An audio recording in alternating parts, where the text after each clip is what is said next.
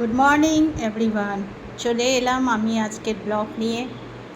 আপনাদের আজকে সানডেতে কী রান্নাবান্না মেনু হচ্ছে কমেন্টসে লিখবেন, কমেন্টসে জানাবেন কী রান্নাবান্না করছেন। আমার তো আজকে বেশি কিছু রান্নাবান্না হয়নি, তা যা হয়েছে সেটাই আপনাদের সাথে শেয়ার করছি। তো যেটা হয়েছে ওটা রাতেও খাবো, দুপুরে খাবো, বেশি কিছু রান্নাবান্না আর করিনি। তা চলুন স্টার্ট করি আজকের মেনু। তো প্রথমেই ভাত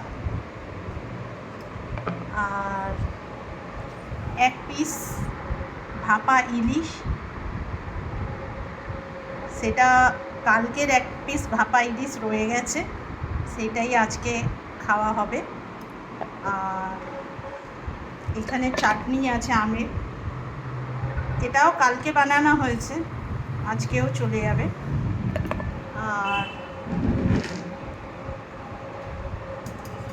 এটা হচ্ছে ইলিশ মাছ বেগুন দিয়ে পাতলা করে ঝোল করেছি কালো জিরে দিয়ে।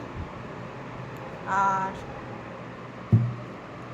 এখানে হচ্ছে মুড়ি ঘন্ট, কাতলা মাছের মাথা দিয়ে মুড়ি ঘন্ট করেছি।